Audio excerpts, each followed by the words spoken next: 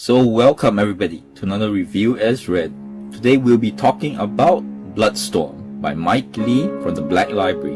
Now Bloodstorm is the second book in the Malus Darkblade series, a character from Warhammer Fantasy by Games Workshop. For a more detailed look at his origins and creation by Games Workshop, please refer to my past review of his first book in the series, Daemon's Curse. Now Bloodstorm picks up the story where Daemon's Curse left off, with Darkblade coming back to Dark Elf lands, possessed by a daemon, Khan, and holding the first artifact he needs to free his soul from the daemon. And his goal in this book is, of course, to retrieve this second artifact, and he does this by manipulating the politics of his people and his father and his half-siblings, and hope not to get killed while doing it. So today we'll do the same thing. We'll talk about the cons, the pros, and a conclusion. So let's get into it.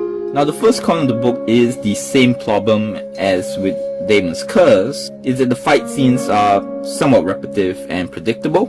And the biggest issue is of course still the miracle moments, when Malus Darkblade manages to get out of situations at being at the right place at the right time, and somehow things just work out for him. That being said, unlike Daemon's Curse though, Bloodstorm has the advantage of the fact that from the start of the book, Khan has already possessed Malus Darkblade. Therefore, you can always argue to a certain extent that the daemon has a part to play in all this, so it's much more forgivable. So those are the cons of the book. Now let's get to the pros of the book. Now, the first pro of the book is the story. This book feels much more action movie-like than the first, and thus when miracle moments happen, it is just less jarring, as you are in the mindset of action movies and tend to forgive those miracle moments more. And the story also comes in two parts. The first is the politics part of how Malus Darkblade, with his return to Hargrave and the politics of his family, his father, his half-siblings and so on, to do the second part of the book, which is attacking the Skin Riders, Chaos Pirate Marauders, and get the second artifact. Now with two such distinct parts of the story, it would be a worry that the two parts won't fit in very well, as they are actually quite different, as the politics part a lot less action orientated than the Chaos Pirate part, but for this book it actually works very well. And the reason is because everything makes sense, and the more important is that the flow of the story is really good and it's not draggy. The second pro of the book is the characters.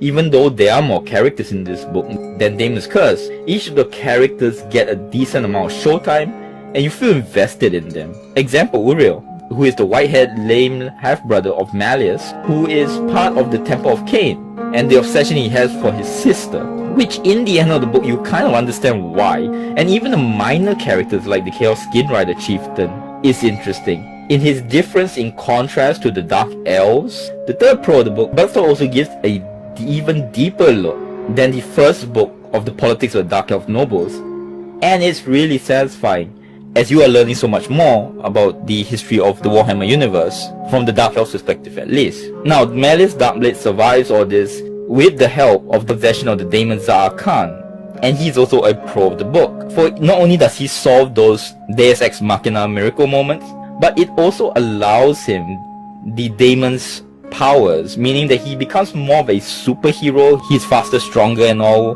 than others around him when the demon is allowed to possess him more, even though his supporting cast of half-siblings can be, in my view, leads in their own books in their own right.